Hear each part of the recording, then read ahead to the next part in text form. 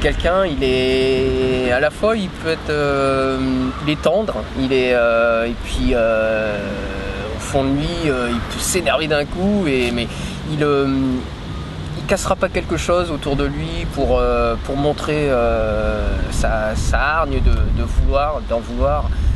Il n'en voudra pas aux gens. C'est quelqu'un qui humainement est vraiment très bien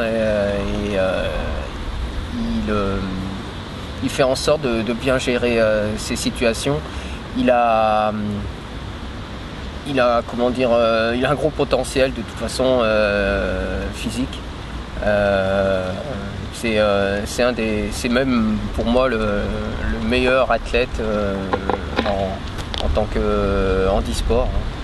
Handisport de toutes disciplines confondues. Il est au-dessus du lot. Pour moi, il est quand même au-dessus du lot. C'est pas tout le monde qui peut faire quand même des compétitions chez les valides.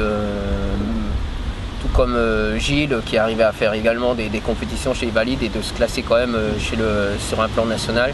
Arnaud, c'est le même type de personne et ça apporte vraiment beaucoup autour de lui et pour son club maintenant comme il a signé au Stade Nantais et puis il va en handisport.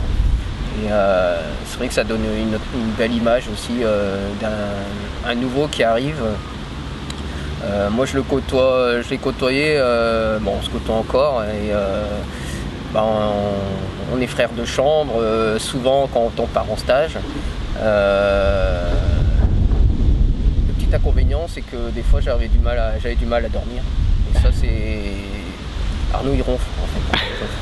Et il le sait pas. Et en plus il a un peu de somnambulisme. Donc, mais moi je suis somnambule aussi, donc c'était pas mal des fois. Et, mais on se rendait pas compte. Et sinon, non, c'est vraiment quelqu'un qui mérite non pas une médaille, mais je dirais deux pour ce qui est pour sa personne, il en mérite une belle aussi. Là, je l'ai eu récemment et donc sa blessure est résorbée et là, ça va lui permettre maintenant, il a de meilleures sensations sur la course. Il a commencé déjà à faire des courses longues, un peu plus de vitesse. Sa participation n'est pas du tout compromise. La participation n'est pas compromise puisque de toute façon, il n'aurait pas pris, sinon, de toute façon. Enfin, ils lui ont donné une échéance, ils lui ont dit, de toute façon, on prend Arnaud et de toute façon, c'est un des athlètes de l'équipe paralympique, l'équipe de France paralympique, qui peut ramener une médaille, même s'il se blesse, il arrivera à ramener une médaille. Après, c'est vrai qu'il ne pourra peut-être pas engager une autre discipline, mais au moins, il en ramènera une, ça j'en suis sûr. Il fera de toute façon tout pour en accumuler. Mais tel que je le connais, il va mesurer donc ses efforts et puis il est le seul à savoir ce qu'il devra faire de toute façon. Vu que c'était quand même une belle rupture partielle du tendon d'Achille. Et là, elle revient bien et donc tout son protocole médical a été respecté. Donc là, pour l'instant, il a encore un bon mois.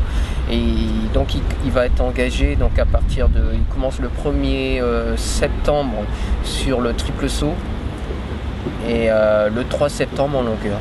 Voilà, en longueur. Il est presque bien 100 mètres aussi. Et il a son 100 mètres aussi. Et alors, bon, c'est maintenant qu'il ronfle. Est-ce que tu as une autre anecdote un petit peu croustillante à nous raconter ou une histoire que vous avez vécue tous les deux Il y a par exemple des petits trucs entre nous, entre handi, hein, on plaisante entre nous, c'est tout gentil de se cacher. Par exemple, moi qui suis déficient visuel, il me cache. Enfin, de cacher des éléments, par exemple mon téléphone, un crayon, mon sac, un t-shirt, jusqu'à le déplacer de 3 ou 4 cm, il me le cachait quoi. Donc il rigolait parce qu'il voyait que j'étais tout le temps en train de tourner pour savoir où il était. Enfin on rigolait. Et puis ou autrement avec sa prothèse, moi quand j'avais quelque chose qui me grattait, je prenais sa prothèse et je me grattais le dos avec rien que pour ça servait de gratte d'eau quoi. Donc il y avait tout ça, il y avait Il y a des belles anecdotes quand on est parti en stage en Guadeloupe, à la piscine, où on a fait des pyramides dans l'eau, où on était aussi, on n'avait pas le droit de prendre des scooters de mer. Et lui, il avait pris donc un des scooters, et on devait être réservé pour quelques heures. On est parti toute une journée. Voilà. Et moi avec un copain aussi qui était déficient visuel, voilà, on a pris tous les deux. Donc, et c'est après qu'on a signalé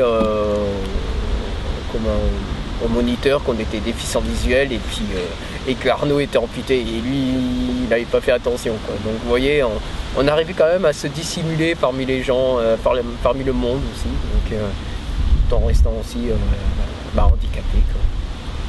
Mais on le vit bien, on le vit bien. Parce qu'on a eu aussi beaucoup de